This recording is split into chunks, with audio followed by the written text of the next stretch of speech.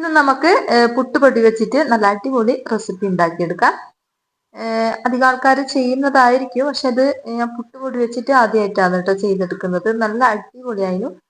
ഇത് വൈകുന്നേരത്തേക്കും അതുപോലെ തന്നെ രാവിലത്തേക്കും ഒക്കെ ചെയ്തെടുക്കാൻ പറ്റിയ നല്ലൊരു റെസിപ്പിയാണ് കേട്ടോ. രാവിലെ ബ്രേക്ക്ഫാസ്റ്റിനായാലും അതുപോലെ തന്നെ വൈകുന്നേരം ചായക്കടിയായിട്ടൊക്കെ ഉപയോഗിക്കാൻ പറ്റിയ നല്ലൊരു റെസിപ്പിയാണ്.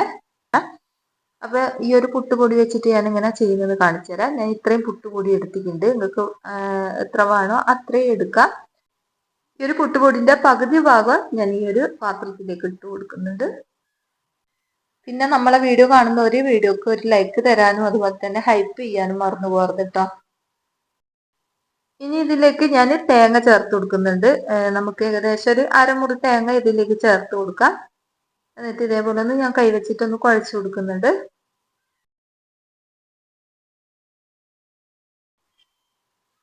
ഇതിലേക്ക് പാകത്തിനുള്ള ഉപ്പ് ചേർത്ത് കൊടുത്തിട്ടുണ്ട്. ഇതിലേക്ക് വെള്ളം ഒഴിച്ചു കൊടുക്കുക. വെള്ളം കുറച്ചധികം തന്നെ നിന്നോട്ടെ, കുഴപ്പമൊന്നുമില്ല.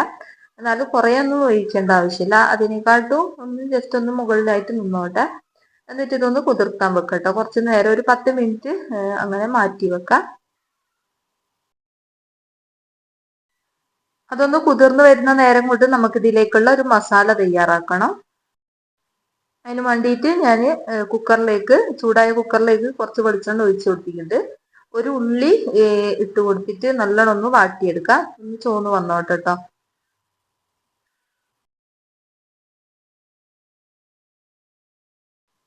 കൂടെ തന്നെ കറിവേപ്പില ചേർത്ത് കൊടുക്കാം. ഈ ഒരു സമയം കറിവേപ്പില ചേർത്ത് കൊടുത്താൽ നല്ല ടേസ്റ്റ് ആയിരിക്കും കേട്ടോ. അപ്പോൾ അതാ കറിവേപ്പില എന്തായാലും ചേർത്ത് കൊടുക്കാം. ഇത് നല്ലോണം വാട്ടിയെടുക്കാം. നല്ലോണം ഒന്ന് ഏകദേശം ഒന്ന് കളർ മാറി വരുന്നത് വരെ ഒന്ന് വാട്ടിയെടുക്കുക. ഇതേപോലെ ആയി കിട്ടിയാൽ മതിയാവും കേട്ടോ. ഇനി നമുക്ക് ഇതിലേക്ക് തക്കാളി ചേർത്ത് കൊടുക്കാം. 2 തക്കാളി ഇതിലേക്ക് ചേർത്ത് കൊടുക്കുന്നുണ്ട്. 2 ചെറിയ സൈസ് തക്കാളിയാണ് ചേർത്ത് കൊടുത്തത്. പിന്നെ അതിലേക്ക് പച്ചമുളക്, നിങ്ങൾക്ക് എത്ര വേണോ അത്രയും പച്ചമുളക് ചേർത്ത് കൊടുക്കുക. പിന്നെ ഇഞ്ചി വെളുത്തുള്ളിയാണ് ചേർത്ത് കൊടുത്തത്. അപ്പൊ ഇത്രയും ചേർത്ത് കൊടുത്തതിന് ശേഷം നമുക്കിതൊന്നും കൂടി വാട്ടിയെടുക്കാം. ഇതൊന്ന് നല്ലോണം ഒന്ന് വാടി വന്നതിന് ശേഷം നമുക്ക് ഇതിലേക്ക് 2 ടീസ്പൂണ് മുളക് പൊടി ചേർത്ത് കൊടുത്തിരുന്നു. പിന്നെ മല്ലിപ്പൊടി 2 ടീസ്പൂണ്, അതുപോലെ തന്നെ മഞ്ഞൾപ്പൊടി 1/2 ടീസ്പൂൺ ചേർത്ത് കൊടുത്തിരുന്നു കേട്ടോ. അത് കാണിക്കാൻ വിട്ടുപോയതാണ്, പിന്നീട് ഇടുന്ന സമയത്താണ് കേട്ടോ ഓർമ്മ വന്നത്. അപ്പൊ ഇതാ ഇത്രയും പൊടികൾ ഇട്ട് കൊടുത്തതിന് ശേഷം നമുക്ക് ഈ ഒരു എണ്ണയിൽ നല്ലോണം വാട്ടിയെടുക്കാം. ഇനി ഇതിലേക്ക് നമുക്ക് കുഞ്ഞു കുഞ്ഞു പീസാക്കിയ ഈ ചിക്കൻ ഇട്ട് കൊടുക്കുക. ഈ ഒരു ചിക്കന് നല്ലോണം കുഞ്ഞു പീസാക്കണം കേട്ടോ, അധികം വലിപ്പം വേണ്ട. എന്നിട്ട് ഇതേപോലെ നല്ലോണം ആ ഒരു പൊടിൻ്റെ അകത്തൊന്ന് വഴറ്റിയെടുക്കാം. ഈ പാകത്തിനുള്ള ഉപ്പും കൂടി ചേർത്ത് കൊടുത്തിട്ട് നമുക്ക് ഇതിലേക്ക് വെള്ളം ഒഴിച്ചു കൊടുക്കാം. ഇതിലേക്ക് ഞാൻ ചിക്കന്റെ വെള്ളം തന്നെയാണ് കേട്ടോ ഒഴിച്ചു കൊടുത്തത്. മഞ്ഞൾ ഇട്ടിട്ട് പുഴുങ്ങിയിട്ടുള്ള ആ ഒരു ചിക്കന്റെ വെള്ളം കേട്ടോ. ഇത് ആദ്യം വേവിച്ച് വെച്ച ചിക്കന്റെ വെള്ളം ഉണ്ടായിരുന്നു, അതാണ് ഒഴിച്ചു കൊടുത്തത്. നിങ്ങളിപ്പോ ചൂടുവെള്ളം ഒഴിച്ചു കൊടുത്താൽ മതിയാവും.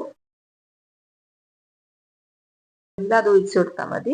വെള്ളം കൂടുതലായിട്ട് വേണ്ട, കുറച്ച് മാത്രം മതി കേട്ടോ. എന്നിട്ട് ഒന്ന് ഒറ്റ വിസിൽ അടുപ്പിച്ചിട്ട് ഇതേപോലെ ഒന്ന് വേവിച്ചെടുക്കാം.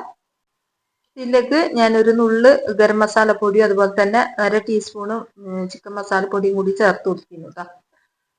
അതും കൂടി ഇട്ട് കൊടുത്തതിന് ശേഷം നമുക്കിതൊന്ന് നല്ലോണം ഒന്ന് വറ്റിച്ചെടുക്കാം.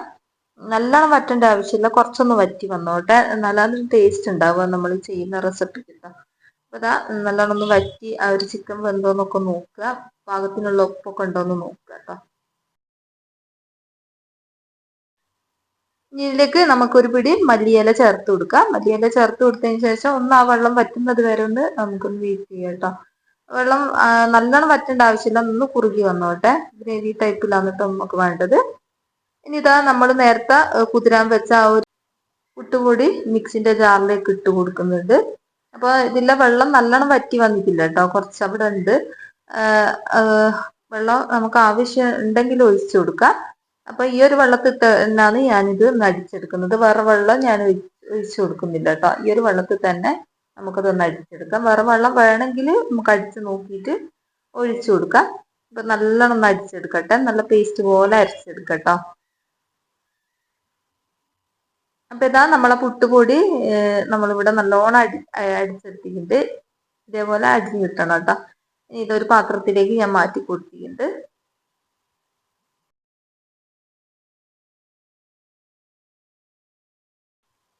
ഇതില് പാകത്തിന് ഉപ്പൊക്കെ ഉണ്ടോ നോക്കുക കേട്ടോ. ഇതാ നമുക്ക് ഈ ഒരു എന്താ പുട്ടുപൊടി, ബാക്കിയുള്ള പുട്ടുപൊടി ഇല്ല നമ്മൾ നേരത്തെ എടുത്ത് വെച്ച ആ ഒരു പുട്ടുപൊടി ഇതിലേക്ക് ചേർത്ത് കൊടുക്കുക. എന്നിട്ട് കൈ വെച്ചിട്ട് നല്ലോണം ഒന്ന് കുഴച്ച് കൊടുക്കുക കേട്ടോ. ആ ഒരു വെള്ളം പുട്ടുപൊടിന്റെ എല്ലാ ഭാഗത്തും എത്തുന്നത് വരെ ഇതേപോലെ ഒന്ന് കുഴച്ച് കൊടുക്കുക.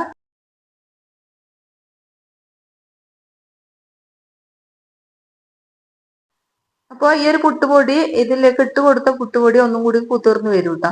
അപ്പൊ അത് ആ വെള്ളം തീരെ എന്താ ടൈറ്റ് ആയിട്ട് വരിക വെച്ചാൽ കുറച്ച് വെള്ളം ചേർത്ത് കൊടുക്കണം. ഇപ്പൊ നോക്കുക, കുറച്ചു നേരം അടച്ചു വെച്ചിട്ട് നോക്കുക അത് ടൈറ്റ് ആയിട്ട് വരുന്നോന്ന് കേട്ടോ. എന്നതിന് ശേഷം കുറച്ചും കൂടി വെള്ളം ഒഴിച്ചിട്ട് ഒന്ന് ലൂസ് ആക്കിയിട്ട് ഒന്ന് കുഴച്ചെടുക്കുക. അധികം ലൂസായി പോകരുത്, നമുക്ക് ഉരുട്ടിയെടുക്കാനുള്ള ഒരു പാകത്തിനാണ് നമ്മളിത് കുഴച്ചെടുക്കേണ്ടത് കേട്ടോ. ഇത് ഞാൻ കുറച്ചു നേരം വെച്ചിട്ട് ഇതാക്കി എടുത്തതാണ് കേട്ടോ, കുഴച്ചെടുത്തതാണ്.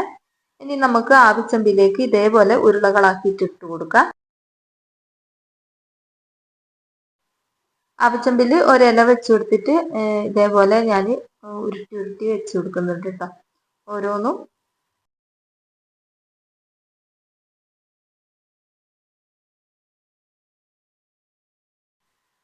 മുഴുവനായിട്ട് ഉരുട്ടി വെച്ചതിന് ശേഷം നമുക്ക് ഒന്ന് വേവിച്ചെടുക്കാം, ആവി കയറ്റിയെടുക്കട്ടോ.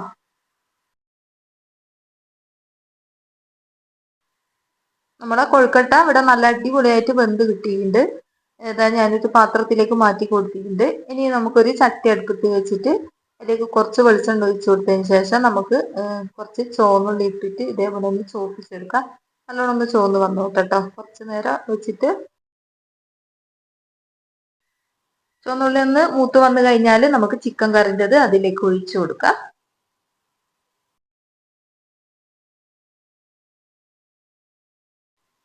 പിന്നെ ഇതിലേക്ക് നമുക്ക് നമ്മൾ നേരത്തെ തയ്യാറാക്കി വെച്ച ഒരു കൊഴുക്കട്ടല്ലേ അതും കൂടി ചേർത്ത് കൊടുക്കാം.